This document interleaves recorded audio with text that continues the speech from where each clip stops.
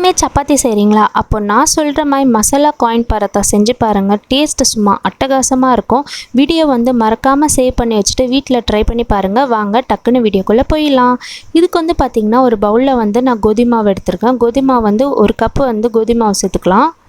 இது வந்து பார்த்திங்கன்னா நம்ம சப்பாத்தி மாவு பிசைகிற மாதிரி நல்லா பிசைஞ்சிக்கலாம். தேவையான அளவு சால்ட்டு சேர்த்துக்கோங்க. கூடவே வந்து பார்த்திங்கன்னா 1 ஸ்பூன் ஆயில் சேர்த்துக்கோங்க. எப்பயுமே இந்த மெத்தடில் வந்து மாவு பிசைஞ்சு பாருங்கள். ஆயில் சேர்த்துட்டு இந்த மாதிரி நல்லா மிக்ஸ் பண்ணிட்ட பிறகு வார்ம் வாட்டரை சேர்த்துட்டு நல்லா சப்பாத்தி மாவு மாதிரி பிசைஞ்சுக்கோங்க. சப்பாத்தி வந்து நல்லா சாஃப்டாக வரும் ஃப்ரெண்ட்ஸ். இந்த மாதிரி ட்ரை பண்ணி பாருங்கள். இப்போ வந்து இதுக்கு மேலேயே வந்து கொஞ்சமாக ஆயில் அப்ளை பண்ணிவிட்டு ஒரு 10 to 15 மினிட்ஸ் அப்படியே விட்டுருங்க. இப்போது வந்து இதுக்கு தேவையான மசாலா ரெடி பண்ணிக்கலாம். ஒரு பவுலில் வந்து பார்த்திங்கன்னா 1 ஸ்பூன் ஆயில் சேர்த்துக்கலாம்.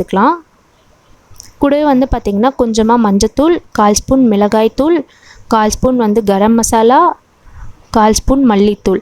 இந்த மசாலாஸ் வந்து உங்களோட விருப்பம் தான். நான் வந்து கூடவே வந்து பார்த்திங்கன்னா சில்லி ஃப்ளேக்ஸ் வந்து 1/4 ஸ்பூன் சேர்த்துட்டு தேவையான அளவு சால்ட்டு சேர்த்து இந்த மாதிரி நல்லா மிக்ஸ் பண்ணிக்கோங்க.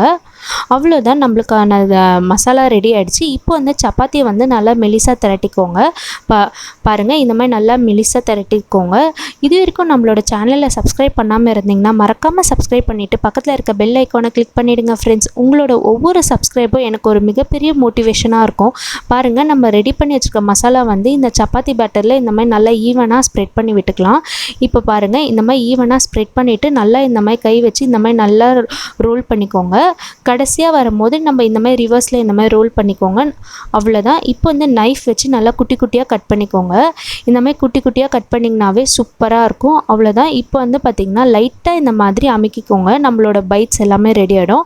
இந்த மாதிரி லைட்டாக ஒரு விரல் வச்சு இந்த மாதிரி லைட்டாக அமுக்கிக்கோங்க. அவ்வளோதான் ஃப்ரெண்ட்ஸ், ஒரு சூப்பரான மசாலா காயின் பரோட்டா ரெடி ஆகிடும். இப்போ வந்து பார்த்திங்கன்னா நம்ம வந்து தவா வச்சு சப்பாத்தி போட்டு எடுக்கிற மாதிரி நம்ம 2 சைடும் வந்து போட்டு எடுத்துடலாம்.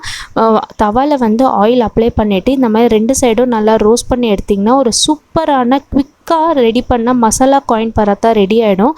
கண்டிப்பாக ட்ரை பண்ணி பாருங்கள். இதுக்கு சைட் டிஷ்ஷே தேவையில்லை ஃப்ரெண்ட்ஸ். ஹெல்த்தியாக சாப்பிடுங்க, ஹாப்பியாக இருங்க. பாய். தேங்க்ஸ் ஃபார் வாட்சிங்.